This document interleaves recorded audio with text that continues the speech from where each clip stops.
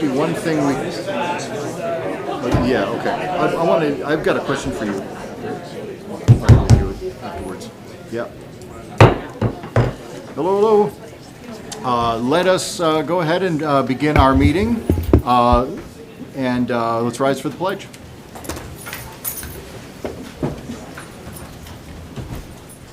I pledge allegiance to the flag of the United States of America and to the republic for which it stands, one nation, under God, indivisible, with liberty and justice for all.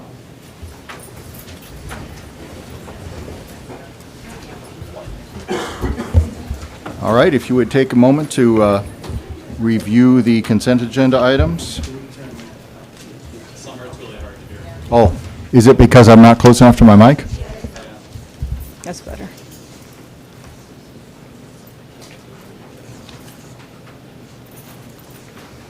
Go ahead and try it again. Is this better? Yeah, okay, great. So yes, if board members would go ahead and take a look at your agenda, consent agenda items. Does anyone wish to pull any consent agenda item?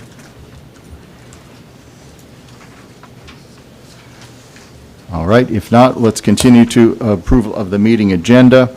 And you'll notice that we do have the addition of the social media policy. There was a misunderstanding in our agenda building as to how that was going to happen exactly. But we actually got into a discussion of policy and actually, I think, shed some light on how that's to be done. It's actually better if an item of policy discussion remains on the agenda as opposed to maybe getting skipped and then put on a later meeting. So I think it's appropriate that it be there. So I would suggest a motion to approve the agenda with the addition of the discussion of the social media policy proposed at the last workshop. Well, I would like to actually make a motion to approve the agenda with the removal of that, and I agree with you 100% about keeping something on. I just, a little concerning, I guess, that the agenda was posted online for the public at noon without this, and even when I checked the agenda at 1 o'clock, it was still without it, and so I think it's just a little hard when board members or the public show up for a meeting that I don't feel fully prepared when wasn't on there the way that it is now. That there's an addition on an agenda that board wasn't aware of.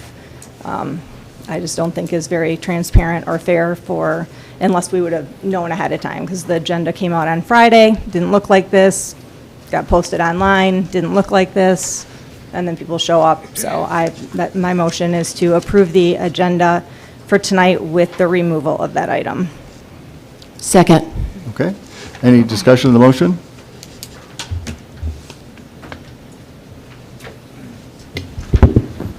Just to clarify, well, mine's really loud. Just to clarify, the policy for having that on the agenda, what's the time frame for that?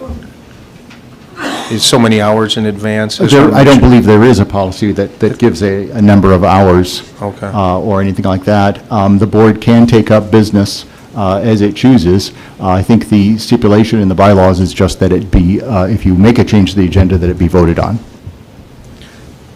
When did this change actually happen?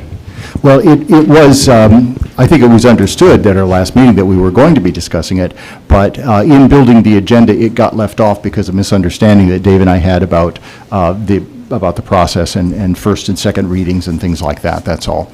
The discussion that we had coming out of that was that we would just keep it on the agenda until the meeting in September, the regular board meeting, voting meeting in September, where it would finally have action, but that it would not have any action tonight. It's just sort of an agenda placeholder, if you will. Right. No, and I get that. I agree. I know you two approve the agenda on Friday, typically, and then the board gets it, or even earlier than that, the board gets it. And so I just think it's, in light of the way it was handled this time, I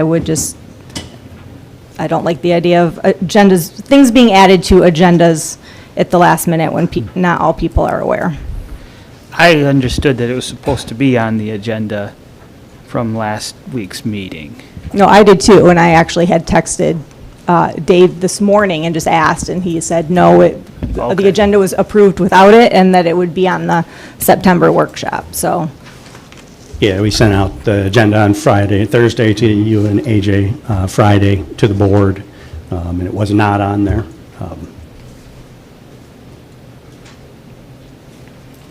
Yeah, so, any other discussion? I mean, I think it wouldn't be the first time that an item has been added to the agenda at the beginning of a meeting, but, again, as far as boards go, that's not a wild and crazy thing, but I understand if you're uncomfortable. Is there another discussion?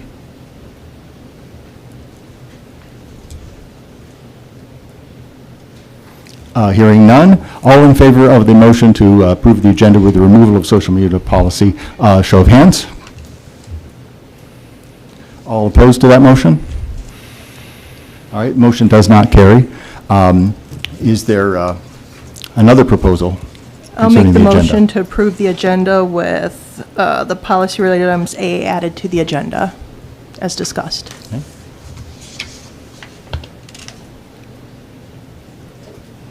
Second. Okay, we have a motion and a second. Is there discussion?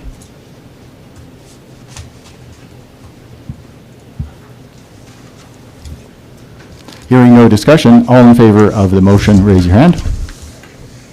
Opposed? All right, motion carried. We have an approved meeting agenda. We arrive now at the first opportunity for citizens or delegations to address the board.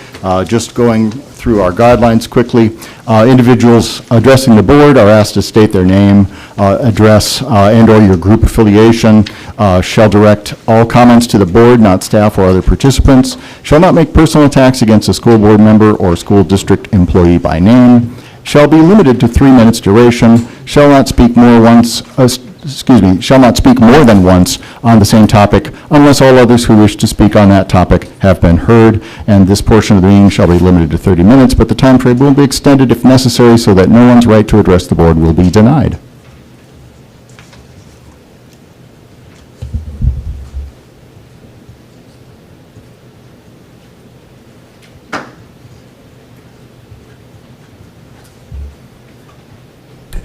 I'm Christina Schroeder. I'm an IA, and I just want the board to be aware of. Would you give us your address, please, or where you're from? What, I'm sorry?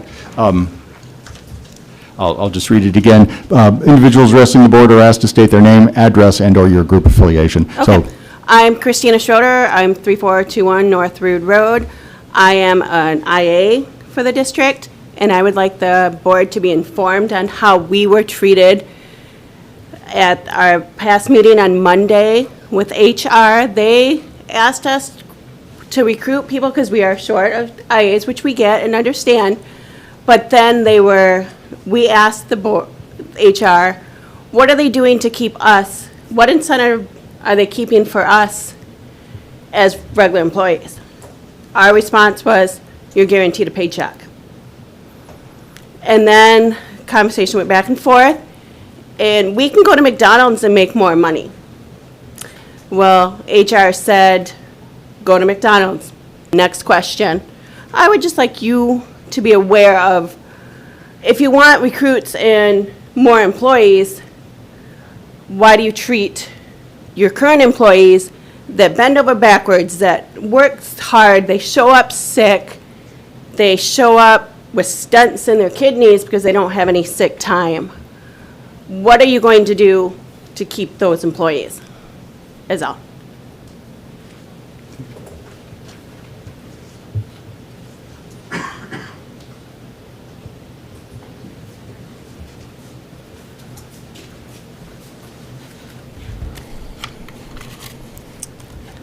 Good evening, Mr. President and members of the board. My name is Catherine Broussard, 746 Brenneman Street, Potterville, Michigan. Thank you for the opportunity to speak today. I serve as the Chief Operating Officer of Salt and Lake Global. I am also a member of the Board of Education in my hometown of Potterville, just like you guys. I do want to clarify I'm speaking in my personal capacity today. However, you might wonder why I'm here in Alpena. My family for more than 5 generations has been invested in this community, and I care very much about what happens in this community. And I wanted to speak to a couple issues that I've heard about all the way downstate. The first is that I've heard this board is considering whether or not to contract with an attorney by the name of Dave Kallman. I've personally known him for over 20 years, had the privilege of working parallel in various capacities with him. He is truly one of the most brilliant attorneys, especially on education and civil rights, that I have ever met. And if you're not aware of his full resume, he has represented numerous clients before the state of Michigan and United States Federal Supreme Court, particularly in matters pertaining to education. He has served as education counsel in K-12 education, in collegiate level, taking on state universities like Western Michigan University when they violated student civil rights. And he has been a relentless champion for the underdog and the underserved in those, making sure that everyone is a recipient of the rights guaranteed by our Constitution. And so I cannot recommend him highly enough as a consult for this board. If you ever have a question about what's constitutional, left-right limits, things like that, outstanding resource, and I highly recommend that you ratify that contract. I also want to thank this board for your bold proposals to restore common sense and protect all of the students, especially when it comes to private spaces and the books and other materials they might be presented with. I want to remind you, if I may, board member to board member, that we all take this oath to uphold the Constitution when we're first sworn into office.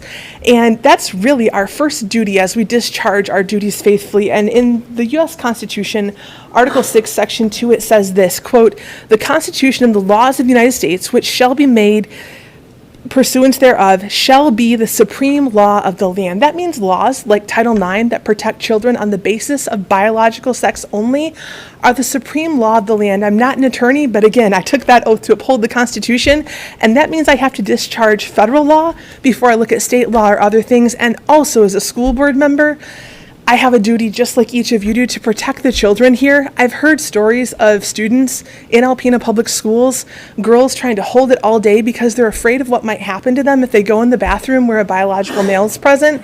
You have a duty to protect those students and ensure that their safety is taken. And so I firmly support this board's proposed policy 5900. And I thank you for your Excuse me. time. Please continue standing strong. Thank Oh, you. yes, I was just going to suggest, anybody, again, if you're speaking on a topic and you have more to say, I invite, again, if everyone has spoken on that topic who wishes to, then in the second public comment, our precedent seems to be that people come back and tell us more, so. Thank you so much. Yeah.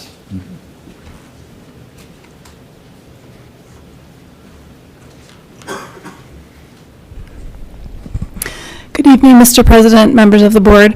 My name is Kristen Lee, and I've traveled from Wayne County, 31193 Hillbrook Street, Livonia, Michigan, to support your proactive work on policy 5900. As a Michigan parent, former public school teacher, and now the Michigan Education Director for Citizens Defending Freedom, I want to thank you for your service, your courage, and your leadership. Your decisions are not only impacting this community, they're setting a powerful precedent for public education across Michigan. I commend your principled approach in working to adopt the Student Physical Privacy Policy 5900. It's a common sense measure that protects student privacy, safety, and dignity by basing facility use on biological sex while offering accommodations for those who need them. This policy reflects both compassion and protection. In addition, your decision to seek a second legal opinion from attorney David Kallman speaks volumes. He is a trusted expert in education law at both the local and constitutional level.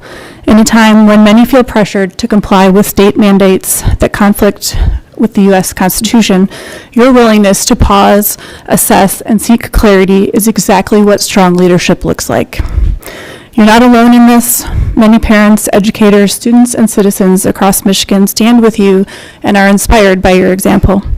Section 380.10 of the Michigan Revised School Code makes it clear it is the natural fundamental right of parents and legal guardians to determine and direct the care, teaching, and education of their children. You were elected to do this important work for parents who want their students protected in this district. What is more, the Michigan Constitution in Article 8, Section 1 affirms religion, morality, and knowledge being necessary to good government and the happiness of mankind.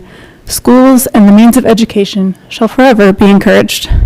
This statement reminds us that education is not merely about compliance. It is about cultivating virtue, wisdom, and the pursuit of truth. And your work here, when grounded in these principles, is helping preserve both liberty and excellence for generations to come. So I encourage you to stay the course. As the Apostle Paul says in Galatians 6:9, do not grow weary in doing good, for at the proper time we will reap a harvest if we do not give up. Please continue to exercise your elected duties with diligence, discernment, and courage. Thank you for your time, your leadership, and your unwavering commitment to doing what is right by protecting children and honoring the rule of law. Thank you.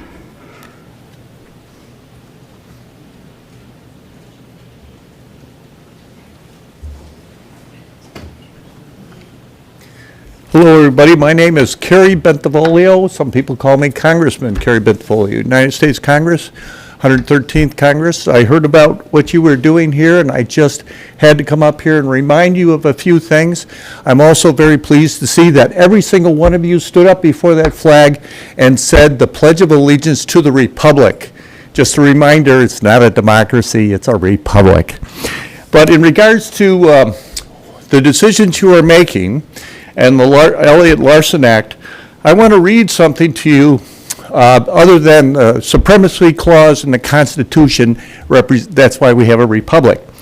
And it's Norton versus Shelby County. Few attorneys, especially Thune and a few others, will tell you this. But it's called Norton versus Shelby County. While acts of a de facto incumbent of an office lawfully created by law existing are often held to be binding for reasons of public policy, the acts of a person assuming to fill and perform duties of an office which does not exist, de jure, can have no validity whatever in law. An unconstitutional act is not a law. It confers no rights, it imposes no duties, it affords no protection. It creates no office.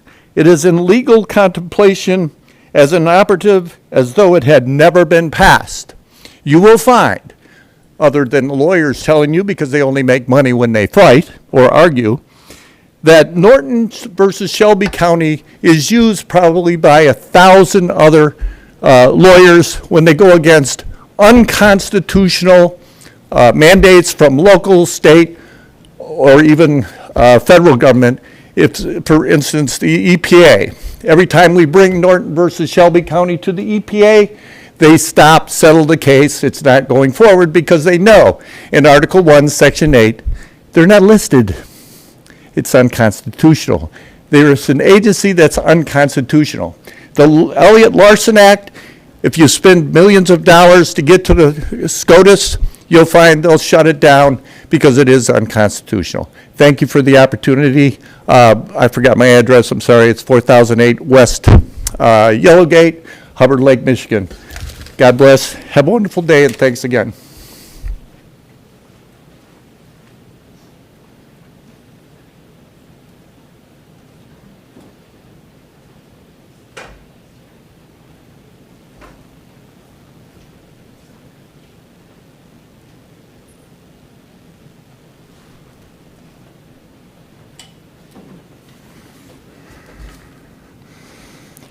I'm Gordon Snow. I live at 173 North Lawn Street in Alpena. I served as an elementary teacher for 24 years in this district. Following that, 10 years as an elementary principal, also in this district, before I retired in 2000. Instead of devoting your time and energy to personal and partisan or political agendas, as well as attempting to micromanage various aspects of this district, I propose that this board's membership make a concerted effort to learn more about district operations, the big picture.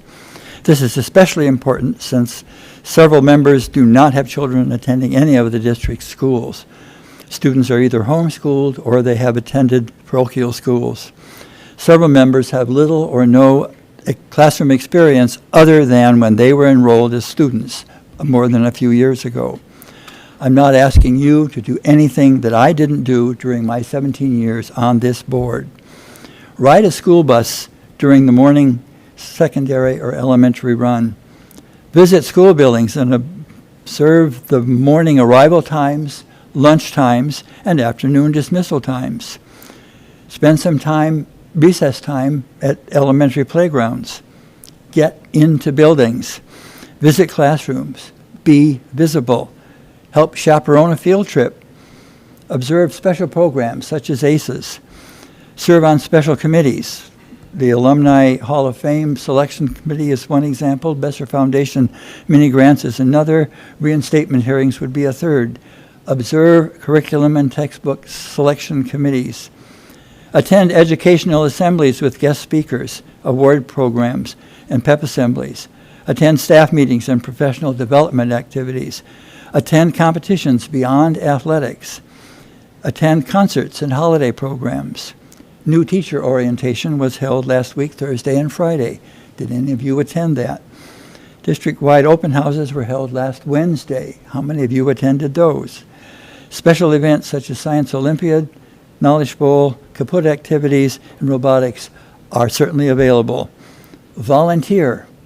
Read to kids. Help serve a special meal. Share your special skills, interests, and hobbies. Become familiar with curriculum offerings, preschool, junior kindergarten, foreign languages, advanced placements courses, Alpena Early College, career and technical courses, dual enrollment, and APS online options. Invest your time to become familiar with the operations of Alpena Public Schools. There's a lot to learn. Thank you.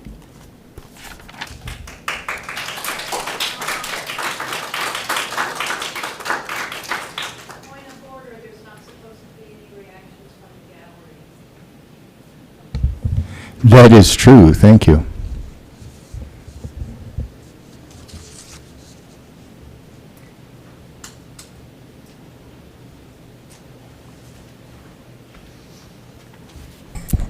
My name is Diane O'Connor, and I'm from Alpena, and since the bathroom policy was brought up, I'm going to talk a little bit about that. In giving some thought to the Fairview bathroom policy this board is seeking to enact, I began wondering why this board didn't just use the bathroom policy from All Saints School. 2 board members have their children enrolled in All Saints, and one of these 2 in particular has been the most vocal about the need for a bathroom policy at APS. So naturally, I wondered why that board member didn't just use the bathroom policy from All Saints. Why look elsewhere? So I spoke to a couple of parents whose children attend All Saints, and they were not aware there was a bathroom policy. I have to say, at that point, I was a little suspicious, but what if there wasn't a bathroom policy at All Saints? But I was sure there had to be, so I looked at the policies posted on the All Saints website. Nothing there. I was able to procure the 43-page school handbook of policies and procedures and still found nothing about a bathroom policy. It is possible I'm not looking in the right place. But if there isn't a bathroom policy at All Saints, I would have to question the sincerity of, in particular, those 2 board members. If the belief is that the Fairview bathroom policy is protective in some manner, wouldn't you want those same protections for your own children? Aren't you concerned about the safety and welfare of your own children in the school they attend? If there isn't a bathroom policy at All Saints, these board members can't, with any justification, claim a bathroom policy isn't needed there because it's an elementary school. This would be a false rationalization because All Saints is an elementary and middle school. And it's researched evidenced that questions about how children see themselves in relationship to their bodies begins in the single-digit age group. There are many single-digit age group children at All Saints, as well as 10, 11, 12, 13, 14, probably some 15-year-olds. Now, I'm not saying there isn't a bathroom policy at All Saints, I'm just saying I couldn't find one. And I couldn't find anyone who knew anything about a bathroom policy. This makes at least the 2 board members who have their children enrolled at All Saints look very disingenuous about claims of how necessary it is to have one at APS. It also I think, stirs ma'am, up the that's your question. That's your 3 minutes. There was no timer going. Yes, we had one up here. Oh, That you one's should have it malfunctioning. there. Well, of course, but Okay. sometimes there are technical difficulties, I'm sure you understand.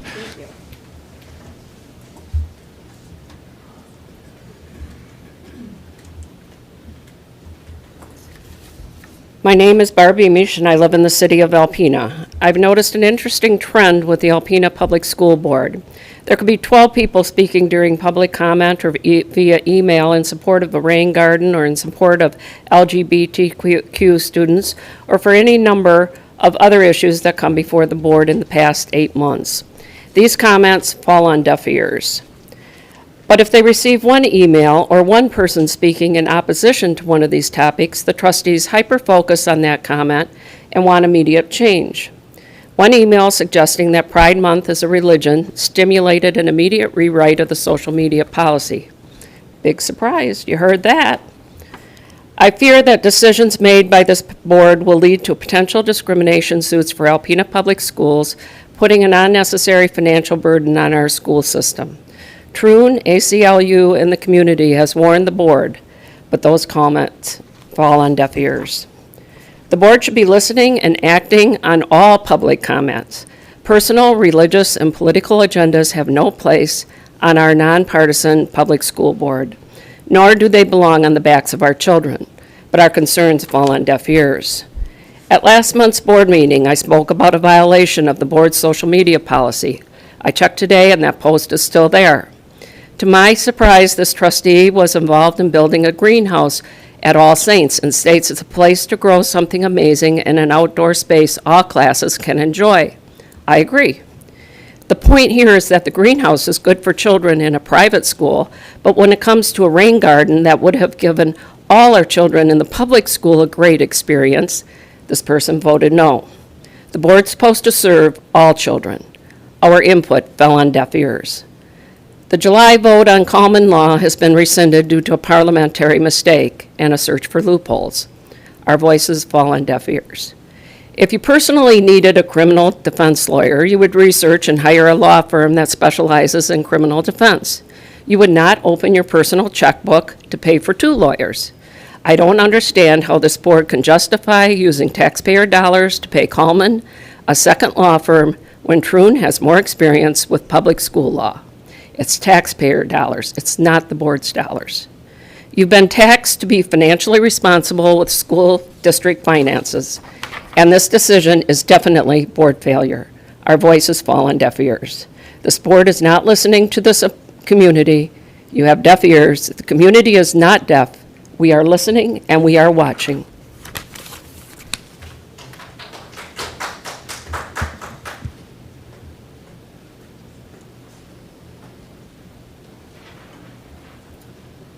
Hi, I'm Bonnie Altman, and I didn't plan on speaking tonight, but something has just gotten into me that I have to. Pardon me, address, ma'am? My address is 657 Michigan Avenue, Alpena, Michigan. Thank you. My daughter is starting teaching for her first time today at Bester Elementary. And as her mother, she's following in special education. Now, being I was in special education, I can say I've been at all areas. I taught at elementary, I taught at junior high, high school, and back to the junior high. Sometimes I would go into the regular ed and we would co-teach together. So I've been in a lot of buildings and I've seen a lot of school policies and a lot of school rules. I'm also not afraid to buck the system when I'm upset about something. When my husband was on the school board, he's passed away now, but he was on the school board, and I actually brought an issue to the school board. So, and it wasn't what, he was actually going for. So, I'm not afraid of controversy. But I always admired a school board and a personnel that worked together. And it seemed like, you know, if there were issues that needed to be discussed and it needed to be investigated, they would come and to the school board, and it would be discussed in length and studied. Instead, I'm really concerned. What oath of office did you take?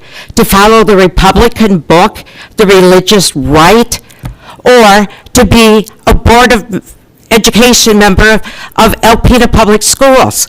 On Facebook, I see that one of the members here has quoted as saying how terrible the discipline is in the public schools, but how great and fantastic and what great men they're raising at All Saints.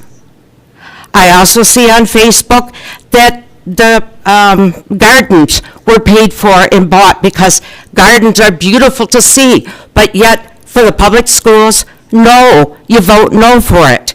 Also, that money from that person's father paid for those plants at that school. We had ours all paid for too. But why didn't that father maybe pay for some of ours? So I'm real concerned. Being I've been in old buildings, I've seen no troubles at AHS as far as bathroom problems, as far as TBJ or LGBTQ issues. They're dealt with on an individual basis. I have not seen problems in bathrooms. I used to have to go to the bathroom a lot, so I went to the quickest one, often where all the students were. And I was not afraid of anything. Okay, so I don't see the troubles there. Yeah. Pardon me, ma'am, that's your 3 minutes, but again, you could come back in the second public comment.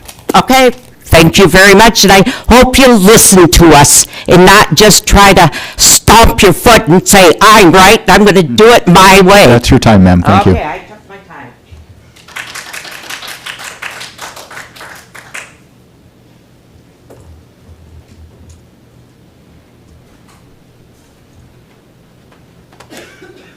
My name is Tammy Hinkle, 10695 Worth Road, Herod.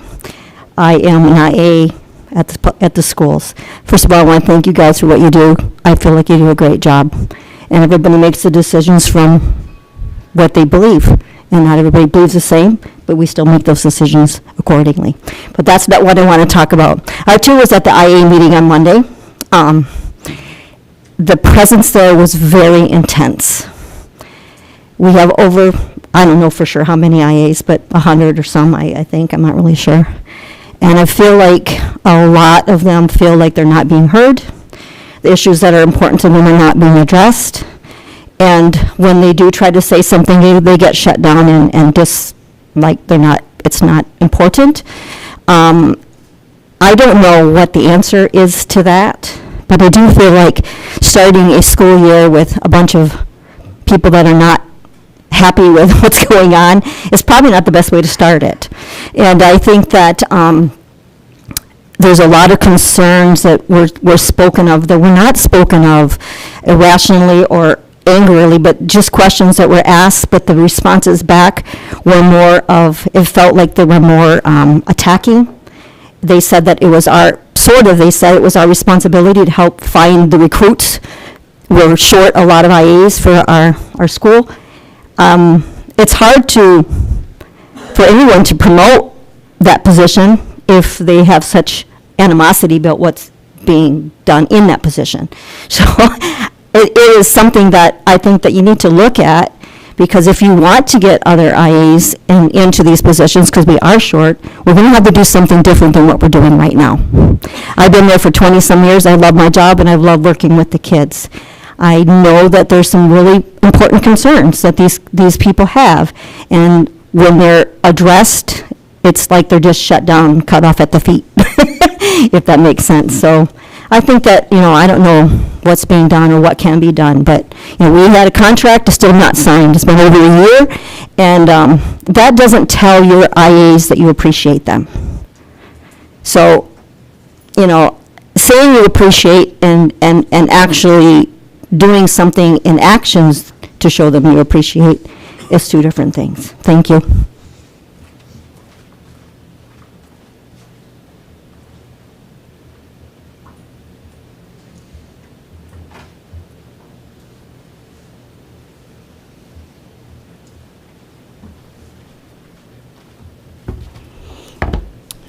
I'm Yvonne LaFave Johnson. I live in Alpena Township. I'm a concerned taxpayer and the aunt of several APS students. I'd like to emphasize that I live in this community. I'm an Alpena High graduate, and I pay property taxes in this district, unlike some of the folks who spoke before me. I find it reprehensible that you choose to ignore input from students, parents, teachers, administrators, other community members, your own general counsel. If the carpetbaggers who spoke here tonight want to line Coleman's pockets, I urge them to make donations directly to the political action committee of their choice. In fact, you board members can also Yes, do the same. Yes, You can make it. let's not attack each other, please. I'm not attacking them, stating a fact. They can make a donation to the political action committee of their choice. Also, you board members could do the same. We taxpayers have told you time and time again, we don't want you wasting our money in that way. In fact, I think it's irresponsible of you to waste our taxpayer dollars at the tune of $275 an hour to support your own political, religious, or personal agenda. You continue to refer to our student outcomes and our students' academic success as your big goals, but actions speak louder than words. When will you move on, move past the potty talk, and focus on our students' success, and do the business that we elected you to do?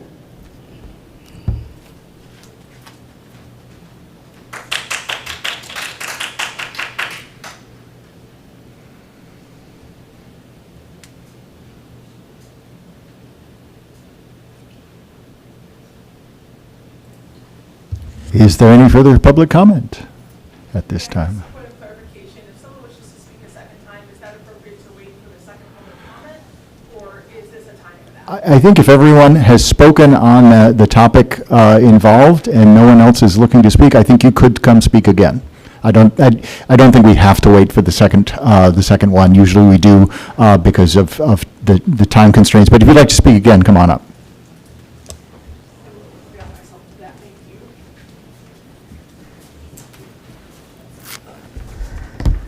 Do I need to state my name again? Why not? Okay, again, Catherine Broussard, and again, speaking in my personal capacity, I just want to respond and add a little bit more information for the board to consider and state that, first of all, when it comes to hiring Mr. Coleman or reevaluating some of these policies, it really is in the best interest of this district to make a small investment, not even 1% of 1% of the district's annual budget, to get a second opinion on this. I'm not an attorney, but some would suggest that Troon may or may not be found to be malfeasant in the legal counsel they've given your district. If it looks anything like the district counsel that my district has received, the same for Neola. When you consider that the policies absolutely run afoul of federal law and Title IX, and I have personal knowledge that a complaint has been filed with the U.S. Department of Justice and U.S. Department of Education, where Alpena Public Schools is very prominently featured for attempting to stand in the way that you have and receiving the pushback that you've received. And there is actually an ongoing investigation from those two agencies looking into this district and watching carefully how this board reacts and also how the state of Michigan reacts. That is happening right now.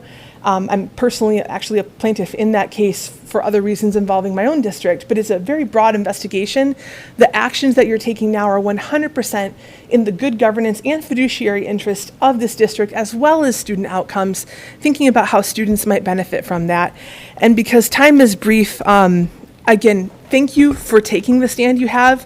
For the 5 of you who've been a part of that, several cases are also moving before the U.S. Supreme Court that will impact this, and your board is taking action to get on the right side of the law before someone makes you. That's a phenomenal thing. But to the person who suggested that your religious values, your moral values have no place in this conversation in government, I'd like to remind you of what the founders of our government said. James Madison, father of the Constitution, said, "Cursed be all learning that is contrary to the word of God." Patrick Henry said, "It cannot be emphasized too strongly or too often that this great nation was founded not by religionists, not by secularists, but by Christians, not on religion, but on the gospel of Jesus Christ." And I'll conclude from Alexander Hamilton, who's not considered to be a particularly religious founding father. He quoted William Blackstone and said, "The law of nature, which being coeval with mankind and dictated by God himself, is of course superior in obligation to any other. It is binding over all the globe, in all countries, and at all times. No human laws are of any validity if contrary to this. To bring your faith and your personal values, the reasons that people looked at you, thought you're a person of moral character, good standing, you're a person that I would like to represent my family and my district, you and those values are the very reasons that you were elected to this board, and I hope that you'll continue to stand strong. Thank you so much, and God bless."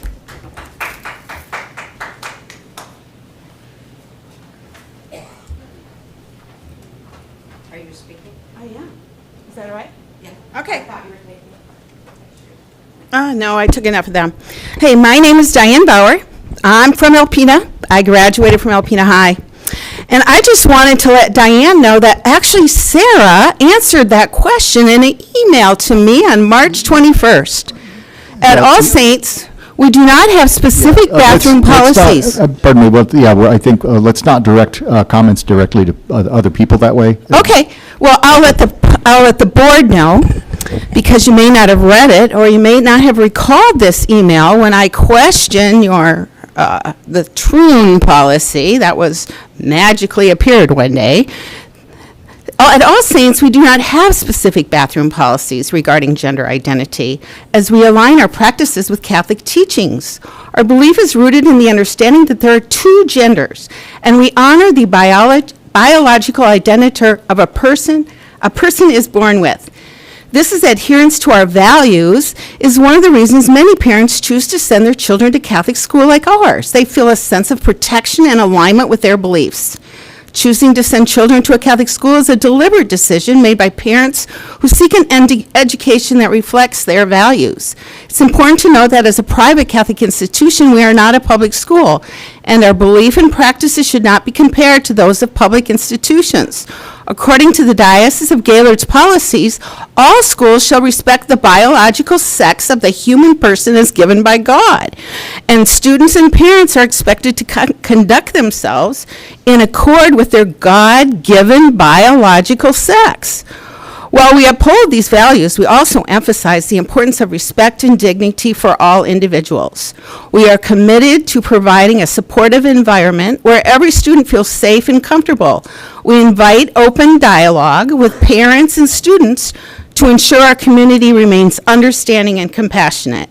Together, we can foster a nurturing atmosphere that reflects our Catholic values. Warmest regards, Sarah Costain. I graduated from a Catholic school, and these are not the values I learned at St. Bernard's. Thank you very much for listening to our public comment tonight and listening to those values found here in our own community of Alpena.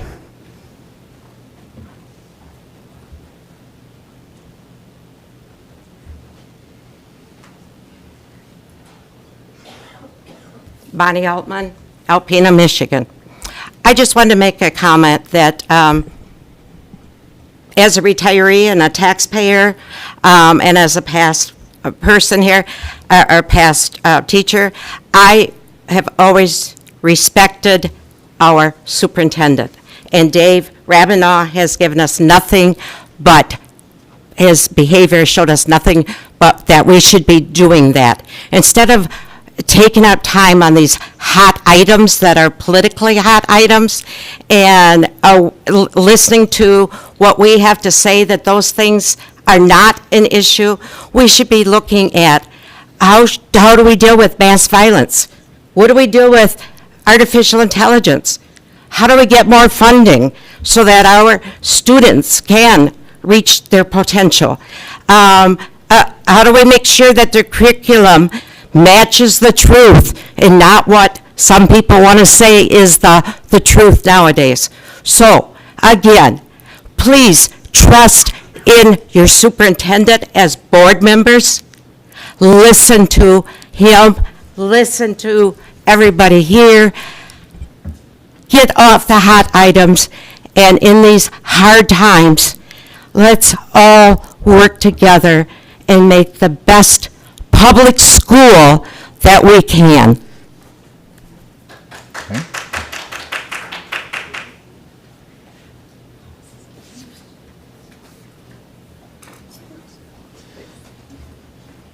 Carrie Bentivolio again, 4008 West Yellowgate. And if you need how to pronounce my name or spell it, just ask, I'll give you a card. 20-some years, I was a public school and private school teacher, also taught charter schools. Retired as a teacher from public schools and as a private school teacher. I was certified in both vocational and general ed, and have a master's degree in 5 undergraduate majors, not 1, 5. I taught, somebody asked me in Congress, actually a House historian, he said, you were the most successful first-term congressman in 50 years. What do you credit to your ability to be so effective? And I said, well, I taught special ed for the emotionally impaired for 3 years. Welcome to Congress. You're supposed to laugh at that point, right? Here's the problem. You cannot, in a public school, cannot talk about God, Jesus Christ, or the Bible, but you can invite the drag queen in. Inappropriate. You send out a piece of paper asking permission. Folks, while other people are speaking, let's maintain decorum, please. You can't intimidate me. You can't. I've dealt with the worst. As long as you're not shooting at me or dropping bombs, it's a good day. Okay? I've dealt with more than that. This is how they behave. This is the way it is. You want the left dictating to what's going on in your schools, you're going to have a complete breakdown.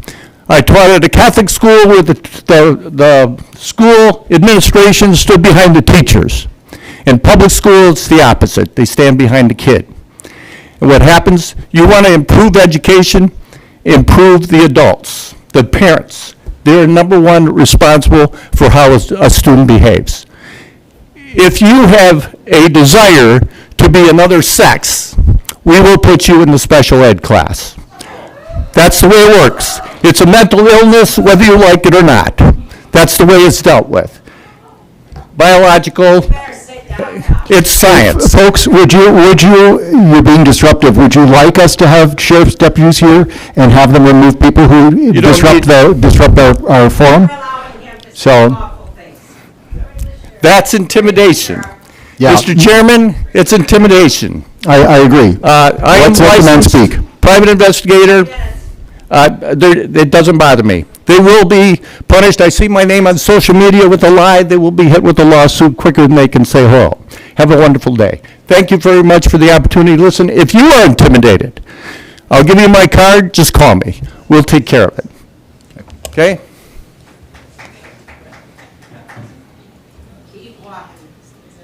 Wow. That's LPF here. You are LPF. That's right. Well, it can be. We could, yeah. Yeah. Has it been, how long have we been? No, this is a new one. My name is Michael Kramer. I live in Alpena, Michigan, and I just have a very short comment. I'm a fairly well-educated man, and I think about these things very thoroughly.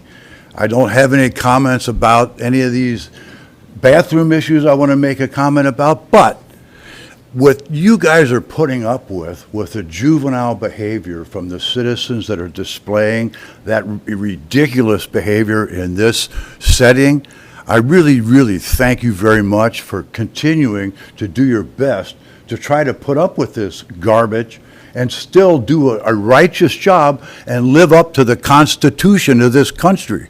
And that's something that they don't understand, and it's got to fall heavily on your shoulders to keep that focus. So thank you very much.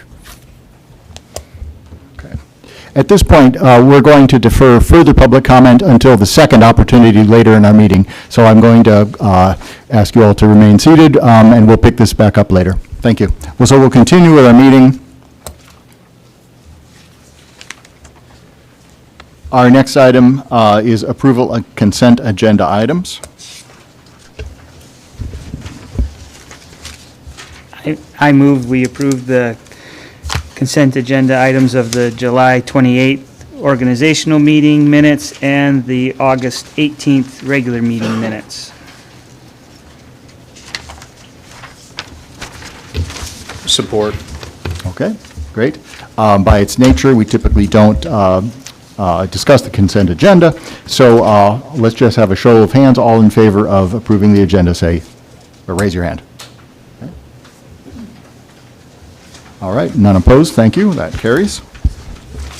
That brings us to Section 2, Item A, the APS online catalog.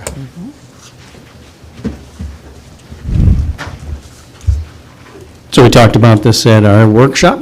We've got John Studley here for any final questions. Annual process of approving the catalogs that are in front of us here. And so the motion is to approve the online catalog as presented. Thank you for coming. Thank you. Any questions for John from board members?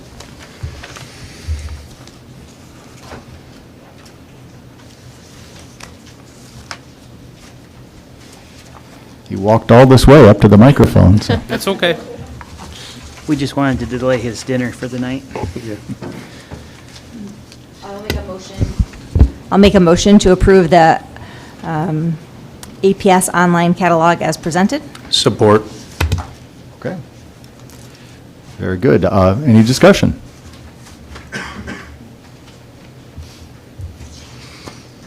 Hearing no discussion, all in favor of the motion, raise your hand. Okay. Carried unanimously, thank you. Thank you, sir. All right, very good. Thank you. Thank Appreciate you, it. John. Do we want to save Ben the walk up? Same thing, athletic handbook presented to the board last week. I think we need to do the We gotta do partnership. B. Oh, Sorry. yes. Oh, I do that all the time. So, yes, so the partnership, Alpena partnership courses, which we discussed last week, and the administrative recommendation would be a motion to approve the Alpena Family Partnership courses as presented in the 25-26 district online course catalog. I would offer that motion. Support. Great. Any discussion?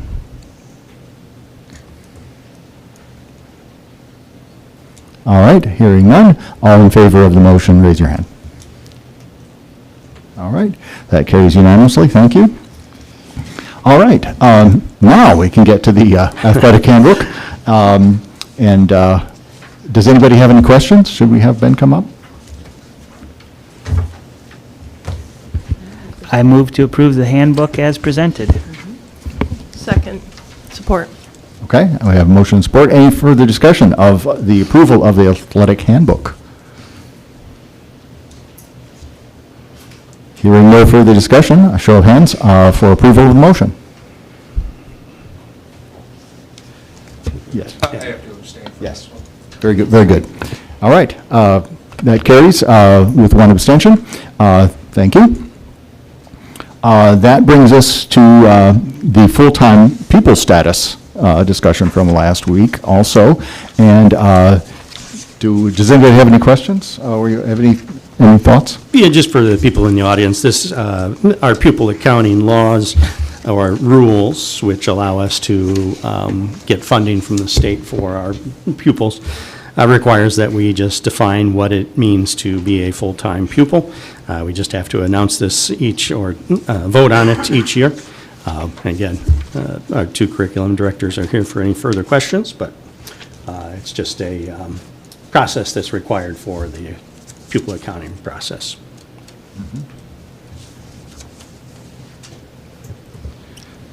I will make a motion to adopt the requirements for 2025-2026 full-time pupil status. Okay. Second. Great, we have a motion and a second on full-time pupil status. The motion to adopt the requirements, is there any discussion? All right, hearing none, all in favor of the motion, raise your hand. All right, that passes unanimously, thank you. On to the paper bid, copy paper bid recommendation. And Simon is Any here. questions? Does anybody have any questions? Why did we put it in just the recommendation? Why didn't we have a number? I think because they're all different prices, right? Like Is that- there's, it's different than the other Yeah. bids. Why don't you come on up, Simon? That's why I was just surprised it was wrote that way. Yeah, because it's a case price. I mean, we're by the case. We could purchase more than the, we got an 840 case minimum that we're going to purchase. But we could purchase more. Okay. Just So- the normal is So to that's the have price that we're locked in, at. Okay. It's not a fixed, a quantity that we purchase is not fixed, if that's what you're referring to, is not. Yeah, that's. Yeah.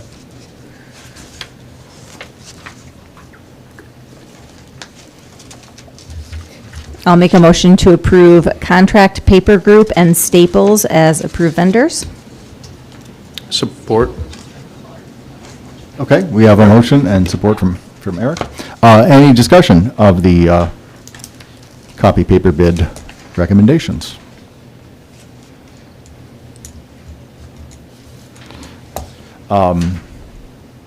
Since we are getting into money, and let's go ahead and have a roll call on this, unless there is any further discussion.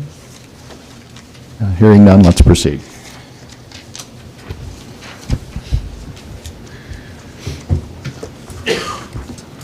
Member Fritz? Aye. Member Meinhardt? Aye. Member Costain? Aye. Aye. Member Hanson? Aye. Member Dzinski? Aye. Member MacArthur? Aye. Member Lawson? Aye. Motion carries. All right. Thank you, Simon. So now does anybody have any questions for him on the whiteboard recommendation? Since he is still here. If not, a motion would be in order. Oh, I have to say that I was at the high school for open house this week, and you're right, they need new whiteboards. Yeah. Yep. Move As to- soon as we get them, we'll start putting them up, so. I move to approve the bid of $48,106 from Everwhite Corporation as presented. Second. All right. Very good. We have a motion and a second. Any discussion?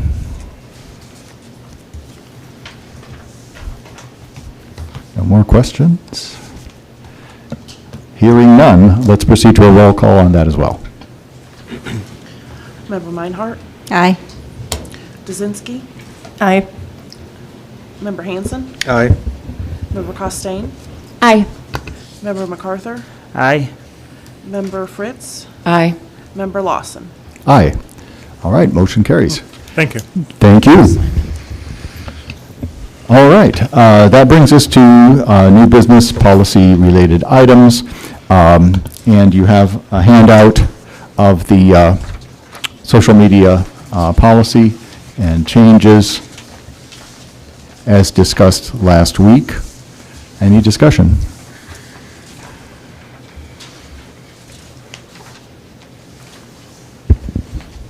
Dave, did you reach out to Neola? Was that somebody, you were going to reach out to somebody on it, I thought. Not at this point. Not at this point. Again, after a first reading. Okay. So last week wasn't a first reading? No, last week was not. Okay, I misunderstood that. Okay. But at this point now, after a first reading, then perhaps you could. Yeah, Yeah, if that's what the okay. board would like, I would certainly Okay, would run it by. the board like to hear from Neola or Troon, or? On this, because it is modifying a Neola policy, I would reach out to Neola. Okay. Good. Any further discussion? All right, this will, again, this will be on. One Oh, yeah, second. go ahead. Yeah. I just need some clarification on politically charged or controversial topics.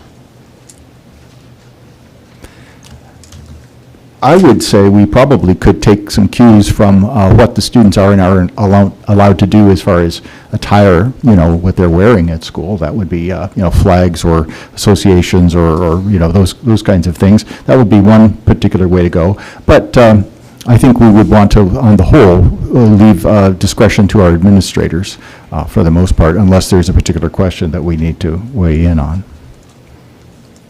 I see Dave nodding. I think he... Yes, I would say we would have questions. We do post, we serve as a community board of what's going on, so we do post activities that are sponsored and held at churches in the area. That might not seem politically charged or controversial. However, when we did bring in the speaker last year, or we were going to bring in the speaker 2 years ago, because of his religious affiliations and things in his background, that was quite controversial. So I guess I would just be looking for who's going to determine that. I don't know, if that's controversial. I guess what determines it to be controversial? Is it public feedback? Is it board desires? Because both of those I would not see as controversial, and yet one of them certainly was. So. Mm-hmm. Well, I would say that when it's one of those things when you, as an administrator, if you see a student coming in with something that you feel like clothing. With a flag or whatever it is that's deemed to be a message that isn't appropriate for school, we could start from that. But if you'd like the board to give a little bit more direction on that, we could certainly talk about what that would look like. Yeah, I think if there's questions, we can always talk about it. Okay, I mean, we post a lot of information, and, the process is that people generally give it to us in advance. So if the board wants to approve those, then I would be bringing those to the board to approve. That's fine with me. Well, that's one possibility. I mean, if there's, like I said, if there's something that you're questioning, I'm more than happy to hear anything. We probably do. Maybe Dave and I will start with a discussion about this, the two of us, and then talk about more about what we might ask the board as far as clarification, so that there could be some general principles that could be followed. I think that might make things work a little bit better. But we'll start with a conversation with the two of us, and we'll bring that particular question to the board, which is not necessarily, it's not like we're going to write a list of things in the policy, but as far as administration interpreting that policy, I think that's where that discussion would go. So what was the motivation behind adding this to it when this policy seems, before this paragraph was added, the policy seemed to be very clear? What was the motivation of putting this, just curious, what was the motivation to put this in? To even present this? Well, my understanding is that there are people in the community who are concerned about Alpena Public Schools making a statement on a political subject. And what particular political subject? This particular time around, it was, I think we did talk about a letter, somebody mentioned a letter that was sent, and that wasn't the only source for that feedback from the community. So I think if we are going to look at what, how do I want to phrase that? If we are going to look at bringing our behavior into line with what we expect from our students, I think it's a good discussion to have, and I think this brings us closer to that. Can you refresh my memory, and what was that letter about? There was just there was a letter that was concerned about us posting about Pride Month when some people found that very, very controversial. And I think we have to be careful. I think there's a sort of culture among some groups that believes that if something offends me, it's really horrible, it has to be fixed, but if it offends you or something else offends you, well, I'm not really worried about that. So I think in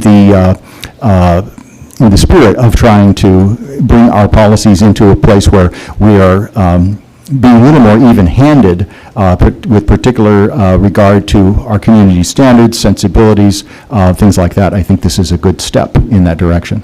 Well, we also post about, in February is Black History Month, Asian Pacific Month, Hispanic Month.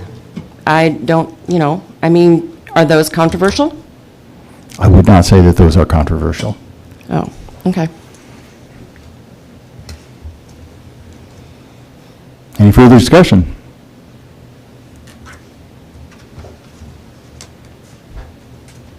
Okay. All right, hearing none, we'll proceed. So I'll reach out to Neola. Yes. I'll have that. Yes, very good. All right. Next item is our Human Resources Staff Update. Oh, she's there already. All right, this is going to be long, so please bear with me. I'm going to try to pronounce everyone's names correctly.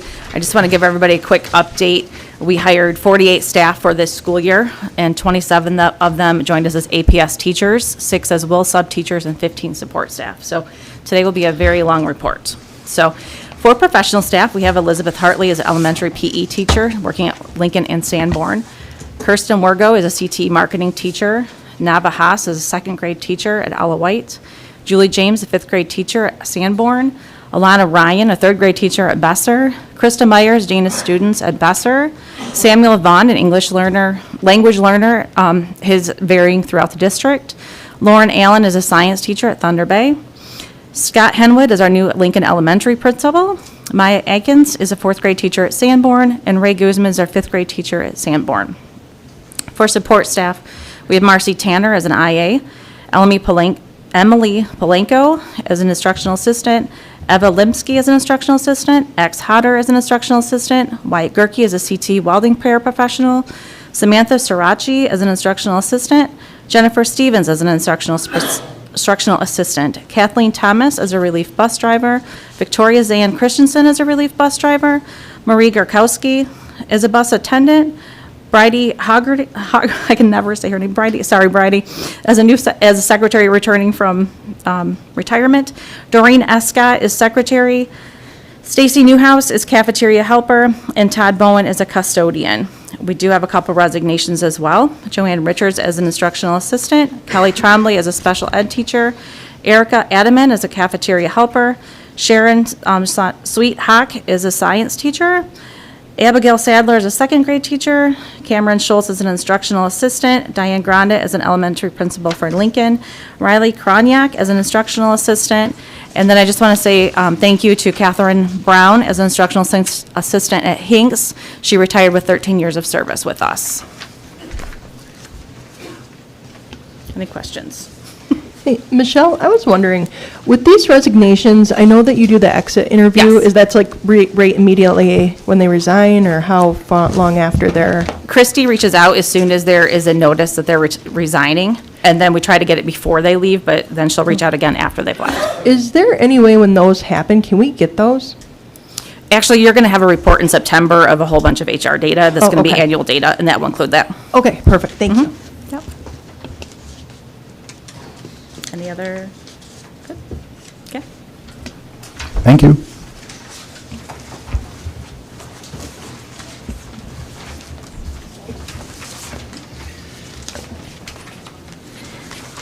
All right. Well, I will make a motion to yes. approve the hiring of the new professional staff after completion of proper certification, testing, and other HR requirements.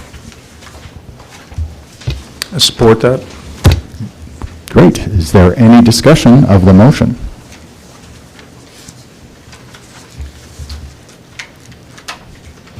All right, hearing none, let's have a, unless anybody wants to, remember you can all request a roll call at any point if you ever get the notion. But for now, I think we'll just have a show of hands in favor of the motion. Any opposed? No? All right, that carries unanimously. Thank you. All right, on to charitable gifts, I think. Am I turning my pages right? I think you got it. Okay. All right, charitable gifts. Judy Kalmanek and Betsy Hale generously donated a small laminator, critter cage, and a wide variety of school supplies valued at $100 to support the students of Hinks Elementary. Leaf and Raz Darlene gave a generous monetary donation of $1,000 to support the students of AHS swim team. Leaf and Raz Darlene gave a generous donation of $1,000 to support the students of the AHS Knowledge Bowl team.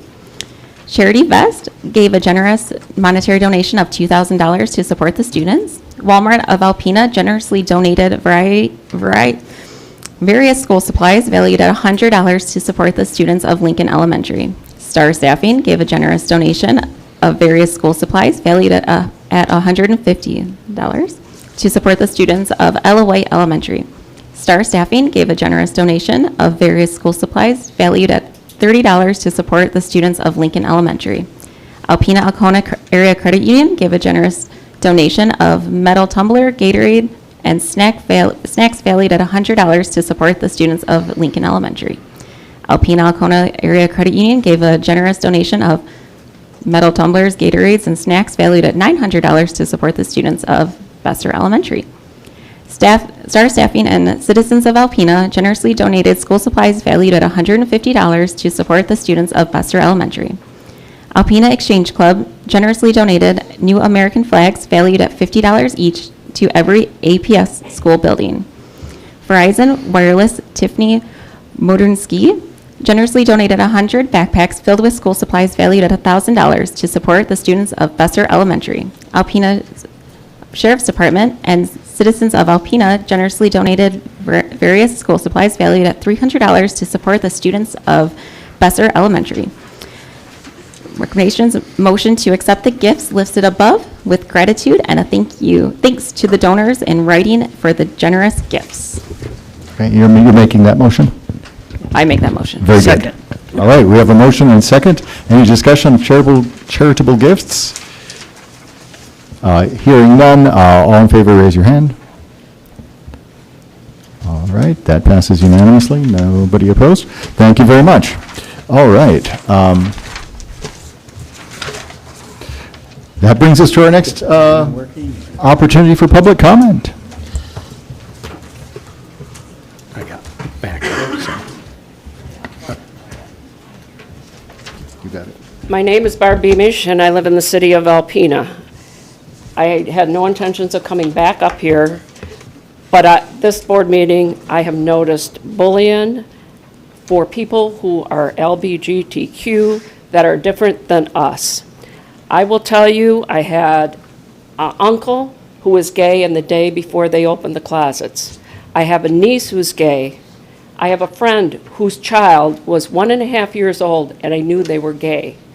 Now and I know that you all have had science classes. Here's some statistics.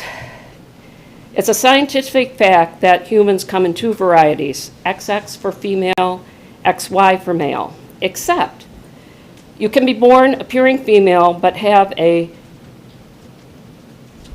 5-alpha reductase deficiency and grow a penis at age 11. You can be born legally male with an X and a Y chromosome, but your body is insensitive to androgens. Now, I didn't practice this because I didn't know this way this board meeting was going to go. And you appear female. You can be born legally male with an X and a Y chromosome and have a penis and testes and a uterus and fallopian tubes. You can be born legally male with an X and a Y chromosome, but your Y chromosome is missing and your SRY gene, which gives you a female body. You can be born legally female with 2 X chromosomes, but one of the X has a SRY gene, which gives you a male body. You can be born legally female with 2 X chromosomes and also a Y chromosome, which gives you a male body. You can be born legally female with 2 X chromosomes, and your adrenaline gland doesn't produce enough cortisol and your body develops as male. You can be born with an XX chromosome or XY chromosome. So the next time you attempt to use science as justification for bigotry, remember that God created humans in many varieties, and maybe stop trying to stuff everyone into little male and female checkboxes. I don't believe that's what this board wants to do.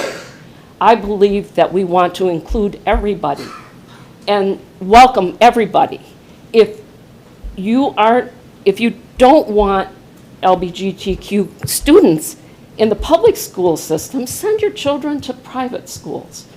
You're going to have LGBTQ students in the public schools. Thank you.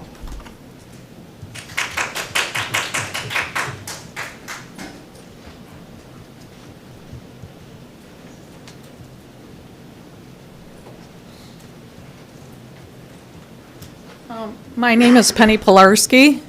I am starting my 30th year as an IA for Alpena Public Schools. And I have to say, I don't care if you're male or female. I'm just going off this, but I'm going to go in a different direction. I love the kids of Alpena Public Schools. It doesn't matter if they're behavioral or if they're one-on-ones, if they're LGBTQ, whatever. We need to love these children and make them respectable people in society. My second thing is the persona of instructional assistants needs to change. We have never felt, in my whole 30 years, I've never felt respected in the grounds that we need to be respected. We need to be listened to. When we go to bargaining, and I've had HR tell me that everything is bargained. How many of HR has to bargain for 1% of your wages? 30 years of my job and there isn't longevity. You want people to stay and appreciate Alpena Public Schools? HR, do you have to fight for your raises? Or does the school board just say, oh, you're sufficient, you've done your duty? We're not looked at in this way, that we succeed. Every time it's a 1%. Yeah, you know how much 1% of my income is? Probably about $200. Take 1% of an HR person, you're talking into the thousands of dollars already. I'm not saying that I am just here for the wages, but I have to live on wages too. And I love these kids, and I love working with staff members. And I know that none of your jobs are easy, and neither are ours. But it's time to change that and respect us. If you want people to be present and not absent, because that's where our big problem is. We have newbies that are still under probation, that was using way too much time calling in. What about us that have worked 30 years, that have got 80 or so days accumulated? We're never going to see a penny of it. If you want us to not use up our days before we retire, then offer something in return. That's 3 minutes. Thank you. Thank you very much.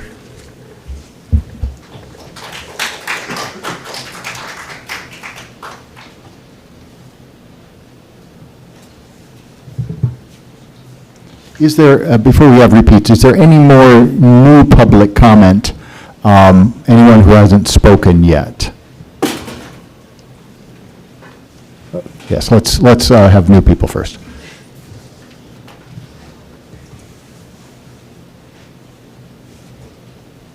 My name's Doretta Decker, and I live in the city of Alpena.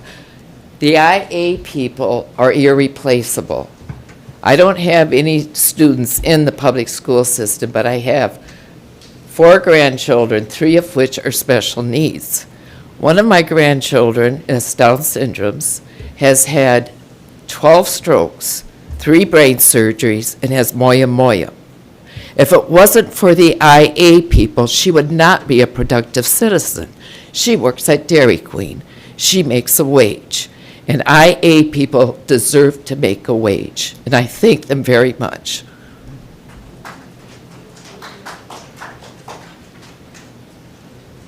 Okay. Any more new public comment from anyone who hasn't spoken yet? Yes, come on up.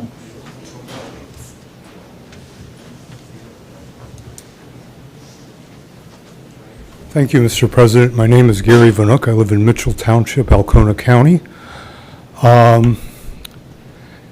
You know, people don't realize that we have lived under a constitution in this country for about 238 years. By federal law, schools are required on Constitution Day to go over the founding document. Most countries, their constitutions last 17 years, and most of them have usually got violent overthrows that take place. I think it is very important, because I brought this up to other school boards as well, and as an American citizen, I think Constitution Day needs to be observed properly in school. And just as a point of clarification, it's going to be 250 years that we have declared our independence from England. The Constitution dates back to the Declaration of Independence, and it sits on the Declaration of Independence. And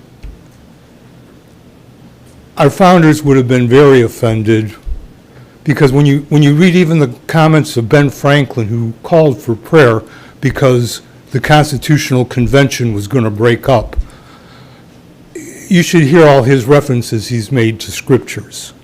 And furthermore, since the Constitution sits on the Declaration, it's kind of funny that the words in the Declaration, they talk about Creator, God of nature or nature's God, providence, and the one that judges righteously. I think you need to go back and start looking at the old letters our founders wrote, which are in the Smithsonian Institute, and read them very carefully. I'm going to tell you, this revisionist stuff is going to vanish real quickly when you read their exact words. Thank you, Mr. President. Okay. Anybody else who hasn't spoken yet? Okay, come on up.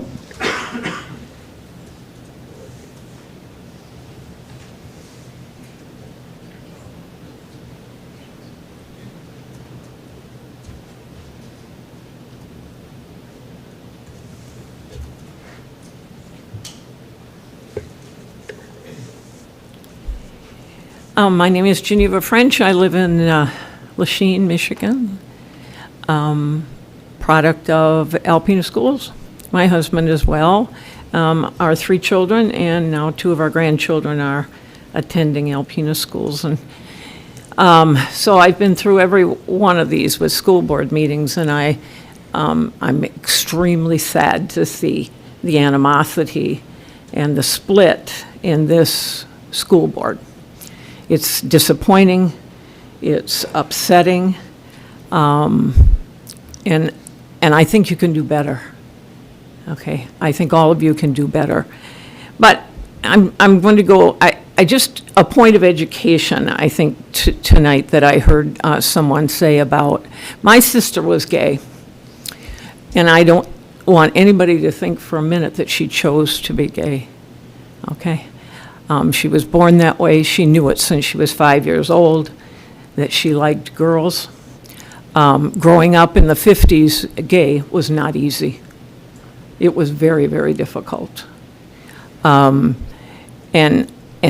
so I think when you're looking at someone who's transgender or who's gay, and you say, well, they choose to do this, that's not. Why would you choose? My sister said that. Why would I choose to live like this when nobody likes me, when I'm ostracized, when I can't hold hands with the person I like, when I can't marry them? And so I think you have to think about that. I can't imagine being gay. I'm not. But I also can empathize with someone who's different than I am. And I think we also have to understand that gay people aren't pedophiles. The majority of, 98% of all pedophiles are white males, heterosexual. And so I think education is an important part of these things, keeping in mind separation of church and state. And we offer, someone brought up the Catholic school today, and you have choices in town here. And I think it's important to make a choice that's right for your children. And everybody can be nice about that and having choices. Nobody's forcing anybody to go to the public schools.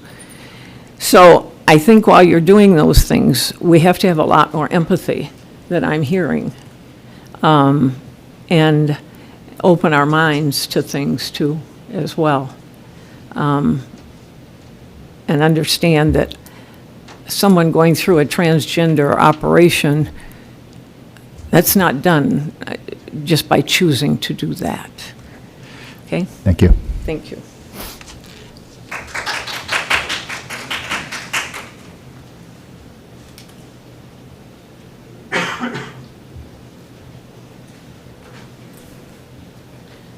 I'm Christina Schroeder, and I live at 3421 North Rood Road, and I am an IA.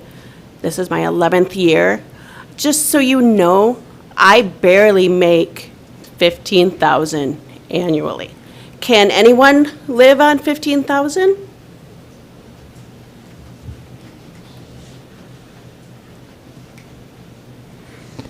Is there anyone new public comment from anyone who hasn't spoken yet? All right, let's have repeats. I do want to, I can, sensing the mood in this room, though, I do want to ask you all to, let's have some decorum, and also let's use the board's time wisely. Let's not use public comment for you all to get in shouting matches with each other because you disagree. So I would really like you all, rather than beating each other up, state your case, look at me, you're addressing the board, you're addressing the president, and leave it at that. Thank you. Thank you again, Mr. President and Board, for the opportunity to speak. My name is still Catherine Broussard of Potterville. I just want to address some things I haven't had an opportunity to speak with. I do know how difficult it is to handle school finance and pass a budget. And from the little bit that I've seen, this community does value its teachers and its students. But I will say it is so important that we pay good people a living wage. The best way to grow your business is to keep the good people you've got. And that's true for a school, too. I did want to address something I didn't get to speak to earlier, which is the social media policy. And I'd just like to state that I really applaud the board for the work done on this. The First Amendment is such a tricky thing to navigate, and it's so easy to do it wrong. And I feel like there was some careful, thoughtful effort put forth in this to really keep the district on the right side of the law. And it's important to remember the school district is a government body that is speaking in a way they shouldn't. I'm not up here when I say that our country was formed on Christian values. I'm not advocating for a theocracy at all, but I am saying we should respect the values of those people of faith, whatever that is. When we talk about respecting people of all varieties, everyone deserves respect, of course.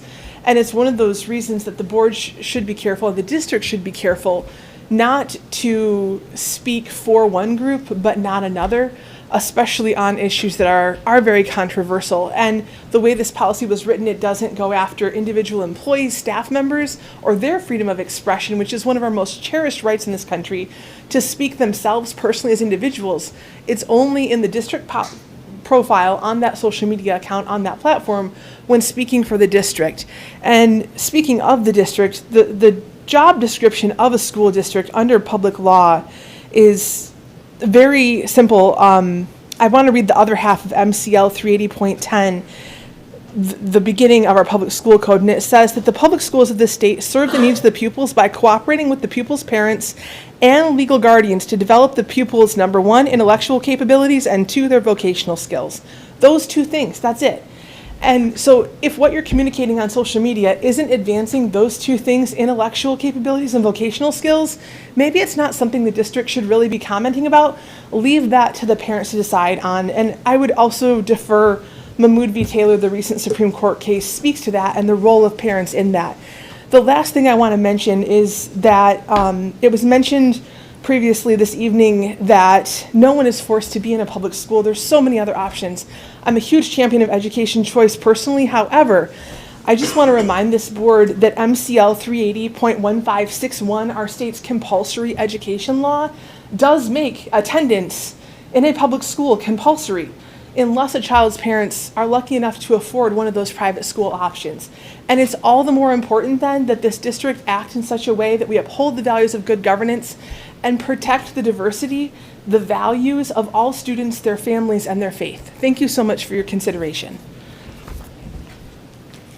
Thank you. Anybody else?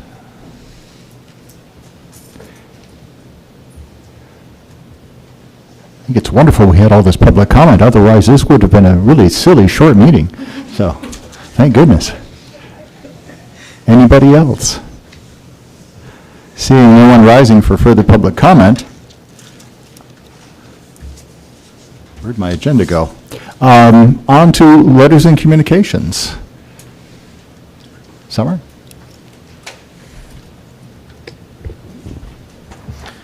The board received this letter from Joanne Pinkerton. Can Okay. everybody hear me?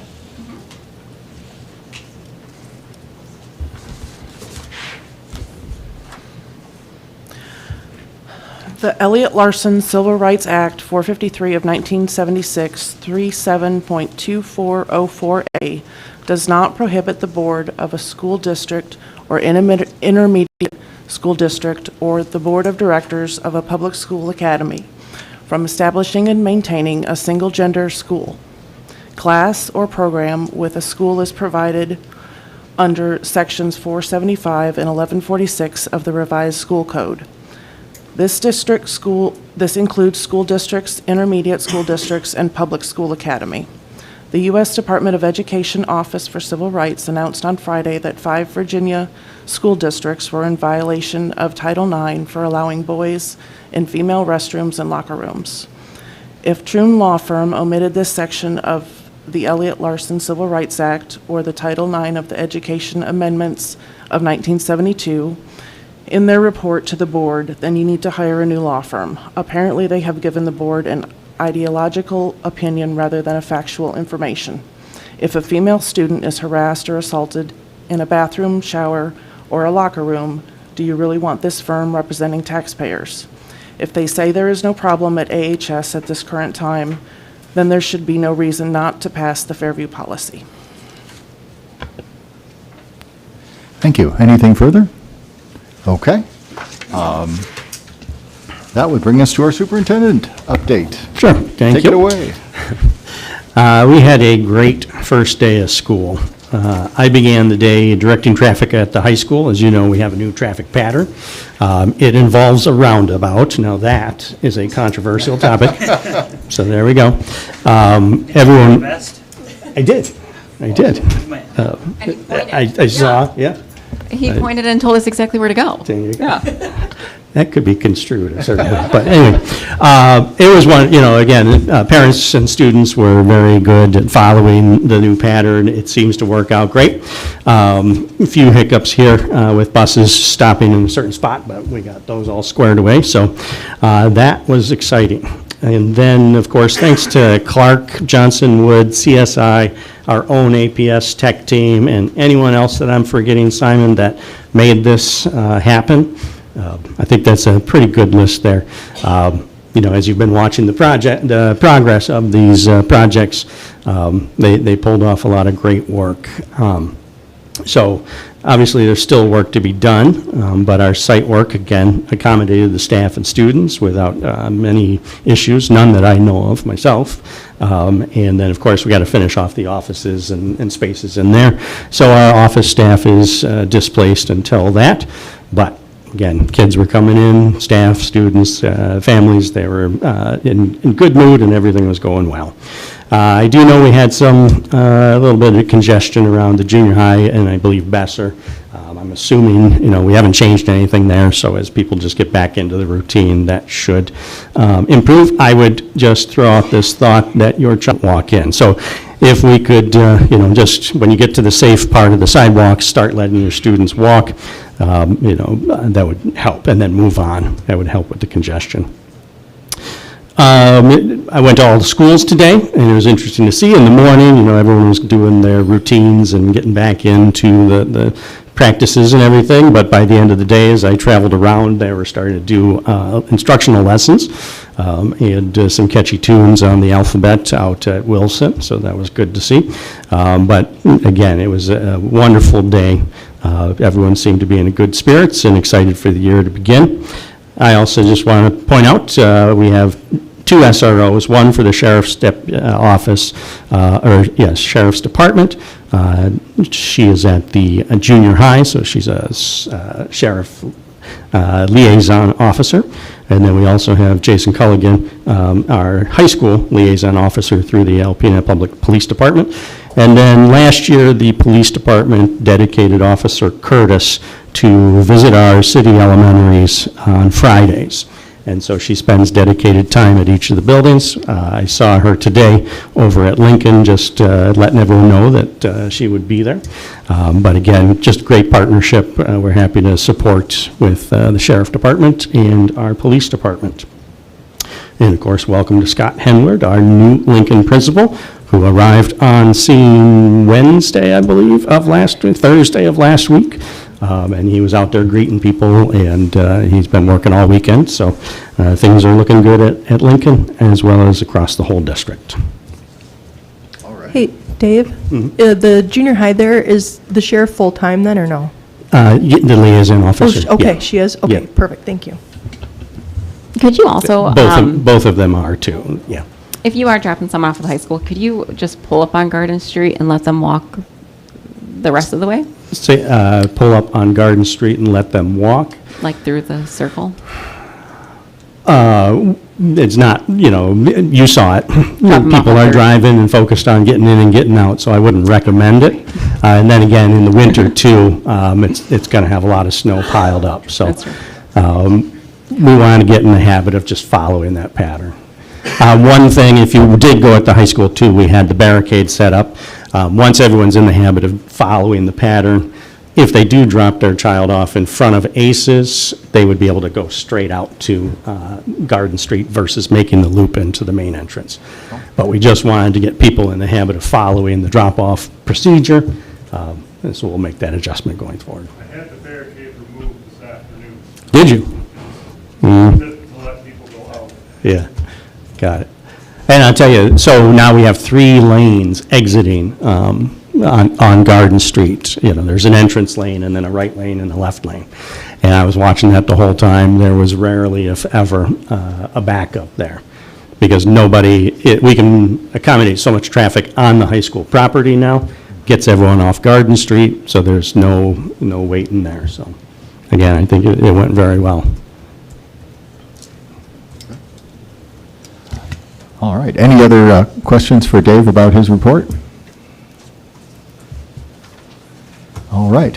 Thank you very much. Information and questions from board members?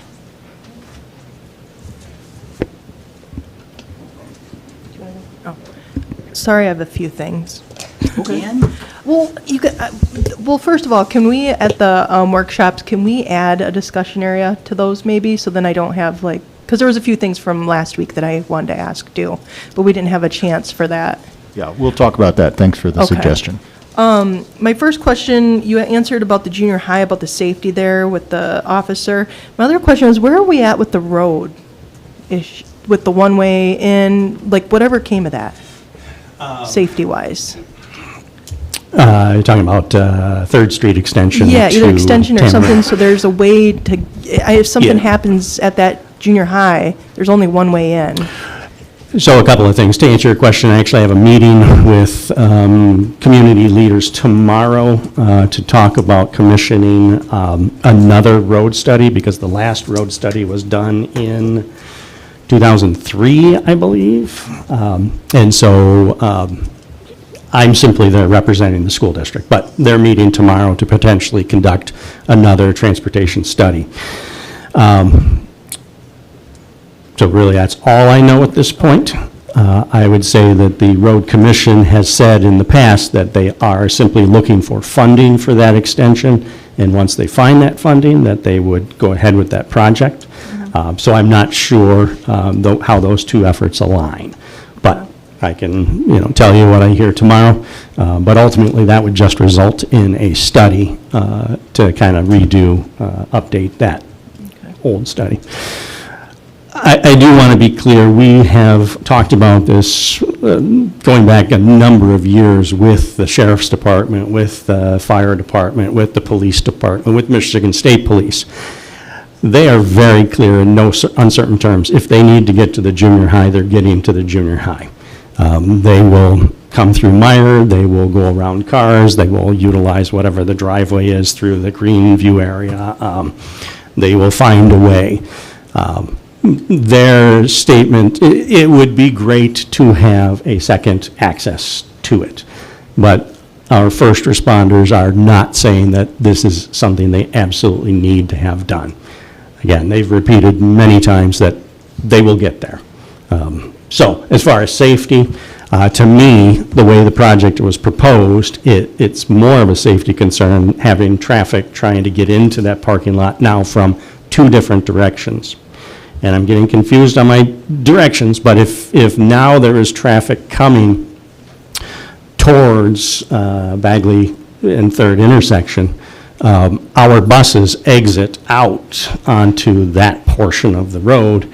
They would no longer be able to exit out, which then contributes to the congestion in that process.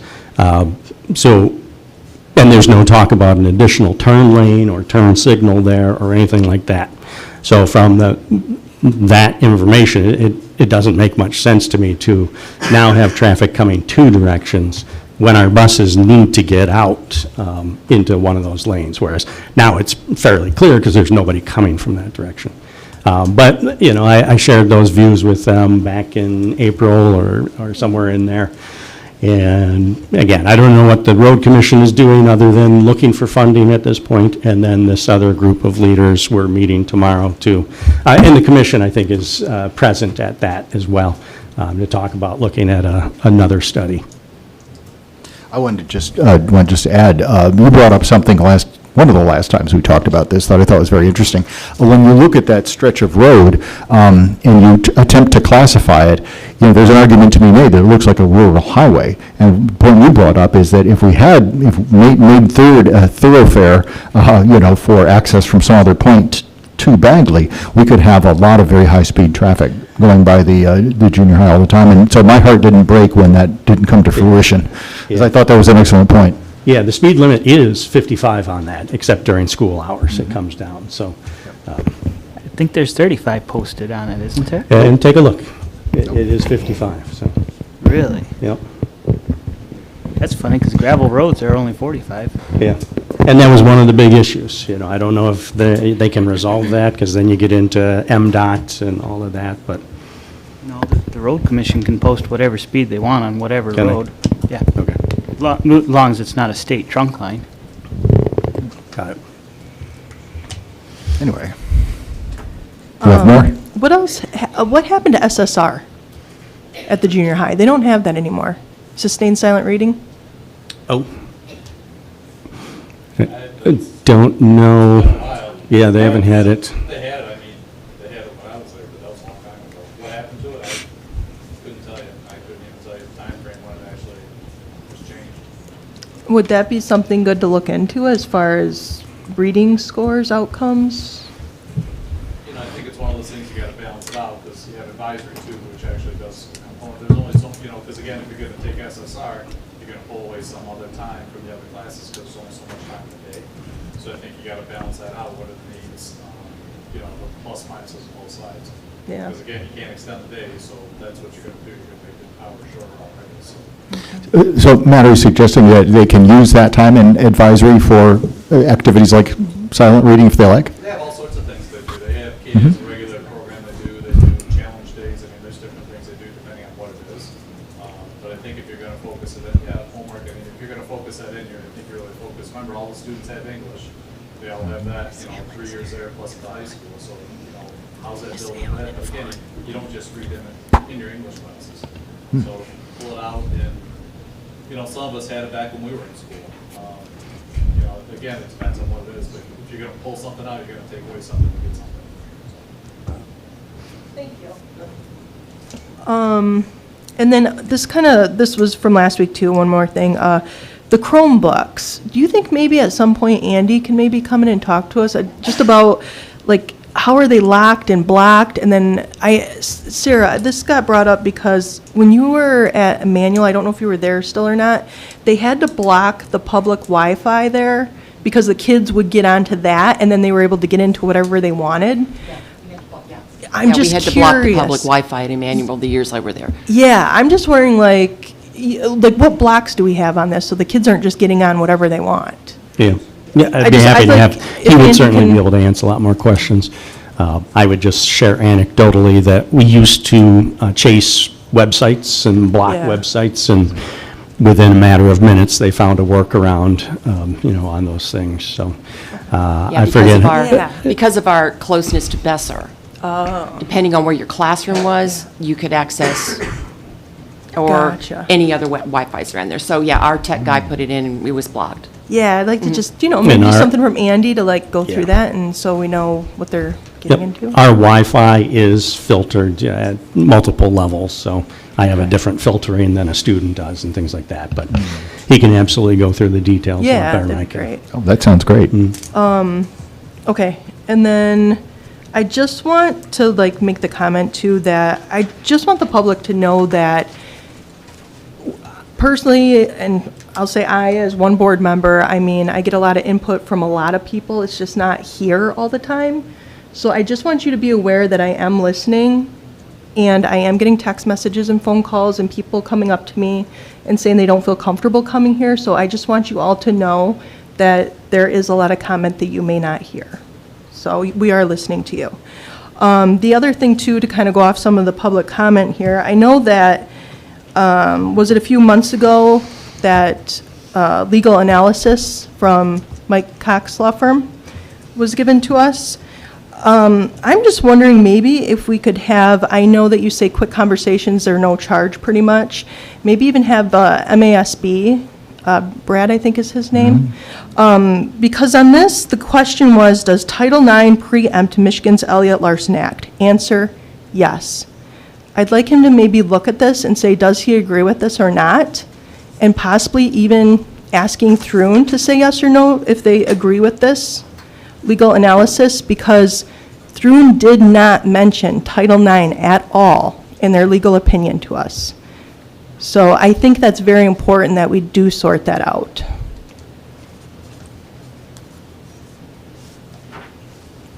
So if we can do that, and then also too, I don't know what to do about the IA situation. I think we do need to take a look at that. Yeah, I'm curious, how many IAs do we have? Do you have a total number, 115, 120? And how many more do we need for this year? So a couple of ways we could do it too. So Michelle will be providing a HR update with, I shared in my update this weekend of the topics that she's going to be reporting on. Obviously, if we're talking about the contract and, collectively bargained items, we can't do that in an open session. But we can, kind of paint a picture of just our body as a employee groups and all of, again, tenure and age and wage histories, things like that. So if she's going to do a presentation, we could do it at the workshop too and dive a little bit deeper into some of those things. But again, if we're going to talk about a specific group's contract, we would need to go into a closed session. And I don't know that we can necessarily go into that closed session simply to talk about it. Certainly if we're in negotiations, we can. But we did settle a contract, and I think this board signed off on this most recent contract. That's what I was going to ask. I thought we had, but. Yep. Yeah, so I'm not sure about the comment that we don't have a signed contract. Is there somewhere in our policies that as a board member, we are not able to sit into those negotiations? Because I know I asked a few months back and was told I was not able to. Yeah, I think number one is separation of your role. That doesn't fall within your role. You oversee that process and approve the contracts, but if, anything needs to be grieved up to the board, then you're automatically not allowed to be a part of that because you were a part of the lower process, so. Gotcha. Okay. Monica, if you look in the data or the information I brought back from the council, the classes I went to, if you look, starting, I have to look at the page number and not the slide. Page 58, he does, and this was given by that particular lawyer that you just spoke about. Brad Banasek? Yes. So that may gives you some clarification, too. So Yeah, it's yeah. And starting on he talked 58. about the state law and executive orders, but that's not the question. Okay. I want Title IX federal law.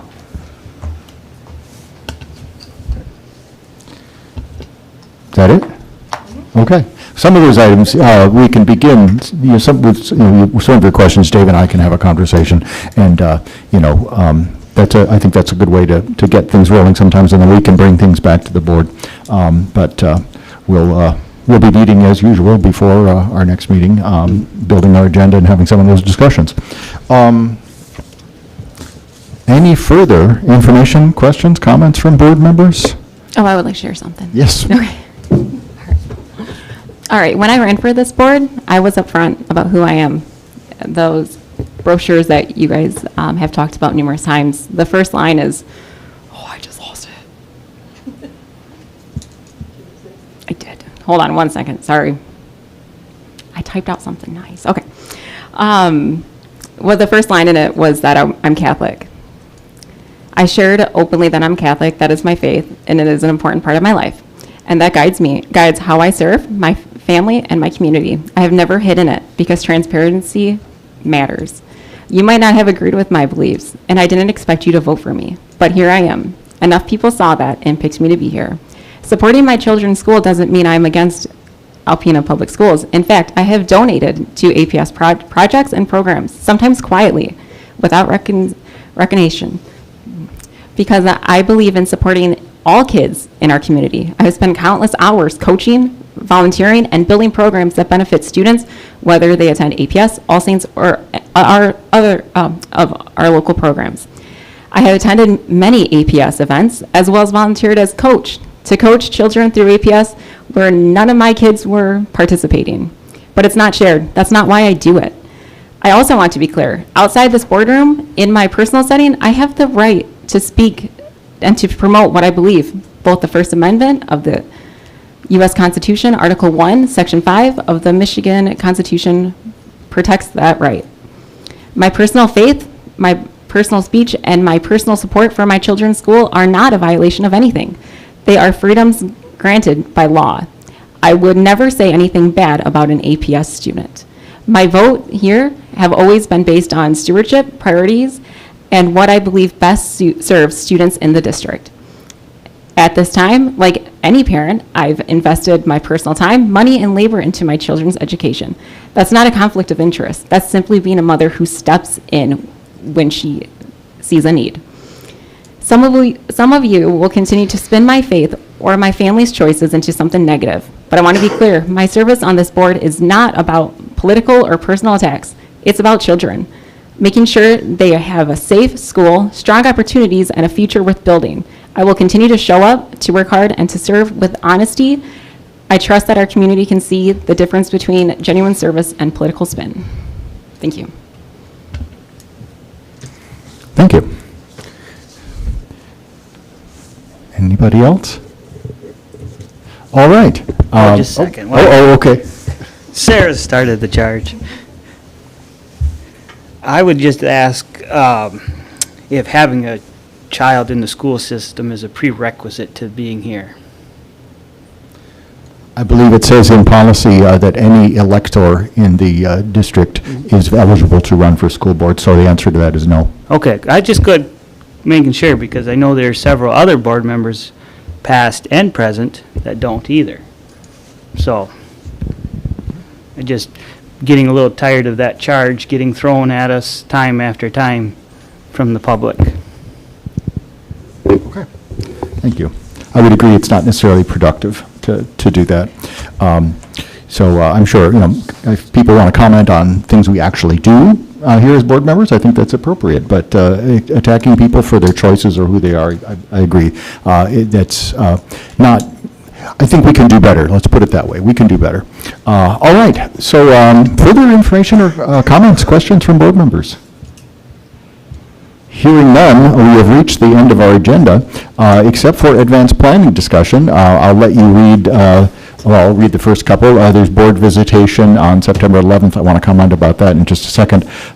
Workshop is on September 15th, and our next regular board meeting is September 22nd. Both of those meetings are here in this room.